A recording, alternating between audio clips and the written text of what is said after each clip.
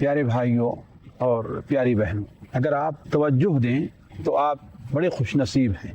اس وقت جو آپ کو سب سے بڑی خوش نصیبی حاصل ہو رہی ہے کہ اللہ تبارک و تعالی آپ کو ایک بار پھر 10 دن جو سال بھر کے دنوں میں سب سے افضل دن ہیں اور ان میں نیک عمل کرنا اللہ تبارک و تعالی کو بہت ہی محبوب ہے، اس قدر محبوب ہے کہ کوئی بھی نیک عمل کسی اور دن میں کیا جائے اللہ تبارک و تعالی کے نزدیک وہ اہمیت نہیں رکھتا جو نیک عمل اگر ان 10 دنوں میں کیا جائے تو، اور وہ ہیں ذی الحجہ کے 10 دن۔ آپ کو تعجب ہوگا کہ نبی کریم صلی اللہ علیہ وسلم نے ارشاد فرمایا، جیسا کہ صحیح بخاری میں، سنن ابو داؤد اور بہت سی حدیث کی کتابوں میں حضرت عبداللہ ابن عباس رضی اللہ تعالی عنہ سے مروی ہے کہ نبی کریم صلی اللہ علیہ وسلم نے ارشاد فرمایا، کوئی بھی ایسے دن نہیں ہیں کہ جن دنوں میں نیک عمل کرنا اللہ تبارک و تعالی کے نزدیک اس قدر محبوب ہو، اتنا پسندیدہ ہو جتنا پسندیدہ نیک عمل کرنا ان 10 دنوں میں ہے۔ صحابہ کرام کو بڑا تعجب ہوا کہ ہم تو یہ سنتے آئے ہیں کہ اللہ تعالیٰ کے راستے میں جہاد بہت بہترین عمل ہے۔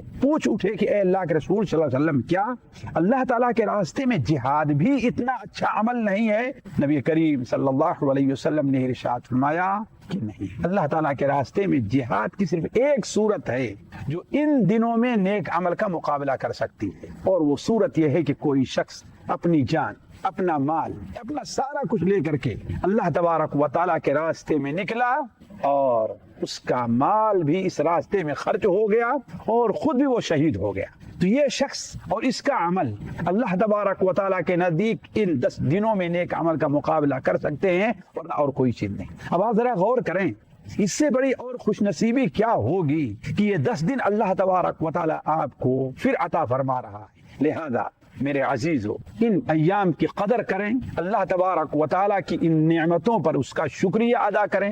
اب سوال یہ ہے کہ ان دنوں میں ہم مستفید کیسے ہو سکتے؟ تو بڑی آسان چند چیزوں کا آپ اہتمام کر لیں۔ سب سے پہلی چیز، ہر قسم کا نیک عمل اس کا خصوصی اہتمام فرمائیں۔ نماز آپ کی چھوٹنے نہ پائے، جماعت میں آپ سے تاخیر نہ ہونے پائے، توبہ اور استغفار ان ایام میں آپ کی زندگی کا ایک لازمی حصہ بن جائے۔ اور صرف یہی نہیں، صلہ رحمی کرنا، والدین کے ساتھ حسن سلوک کرنا، اپنے پڑوسیوں کے ساتھ اچھا برتاؤ کرنا، گویا کہ ہر وہ چیز جو شریعت کی نظر میں پسندیدہ ہے وہ چیز ان 10 دنوں کے اندر اللہ تبارک و تعالیٰ کو بہت محبوب ہے۔ لہذا اگر آپ محبوب بننا چاہتے ہیں اور یقیناً چاہتے ہیں تو اس نعمت کی قدر کیجیے۔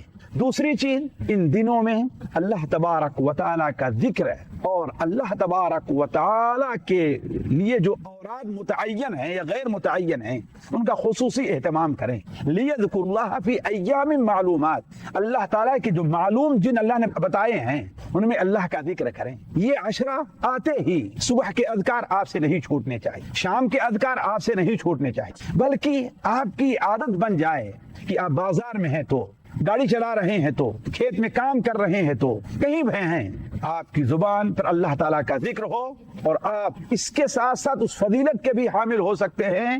اللہ تعالیٰ فرماتا ہے فاذکرونی اذکرکم، تم مجھے یاد کرو میں تمہیں یاد کروں، اور خصوصاً یہ ذکر ہے اللہ اکبر لا الہ الا اللہ واللہ اکبر وللہ الحمد پورے عشرے میں، اور بالاخص عرفہ یعنی 9ویں ذی الحجہ کی صبح فجر سے لے کر کے ایام تشریق کی شام تک، عصر تک، ہر نماز کے بعد آپ انہیں ذکر کا اہتمام کریں۔ تیسری چیز، اس عشرے کے جو 9 دن ابتدائی ہیں 1 سے لے کر کے 9 تک، آپ ان دنوں کا روزہ رکھنے کا اہتمام کریں۔ خاص طور پر اس گرمی کے موسم میں روزہ ویسے بھی اللہ کے نزدیک بڑی محبوب عبادت ہے اور جہنم سے بچنے کا ایک بڑا بہترین ذریعہ ہے۔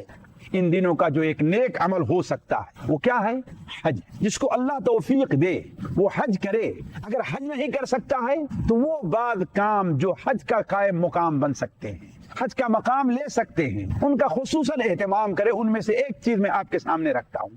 نبی کریم صلی اللہ علیہ وسلم کے پاس ایک صحیح بخاری اور مسلم کی حدیث ہے کہ کچھ مسکین اور فقیر لوگ آئے کہ اے اللہ کے رسول صلی اللہ علیہ وسلم، مالدار لوگ تو بڑے کامیاب ہو گئے۔ کہا وہ کیسے؟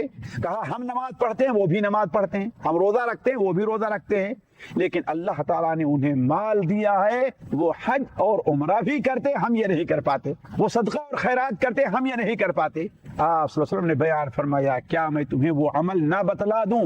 اگر تم اس کا اہتمام کر لو گے تو ان سب سے آگے بڑھ جاؤ گے، الا یہ کہ وہ بھی تمہاری طرح ایسا کام کرنے لگے۔ وہ کیا چیز ہے؟ ہر فرض نماز کے بعد 33 بار سبحان اللہ، 33 بار الحمدللہ، اور 34 بار اللہ اکبر۔ تو کہنے کا مطلب یہ ہے ساتھیو، یہ اللہ تعالیٰ کا ہمارے اور آپ کو بڑا فضل اور کرم ہے۔ اللہ تبارک و تعالیٰ توفیق دے کہ ہم میں ہر شخص ان اعمال کا اہتمام کرے جن اعمال کے ذریعے اللہ تعالیٰ کا قرب اور اس کی محبت حاصل کر سکے۔ والسلام علیکم ورحمۃ اللہ وبرکاتہ۔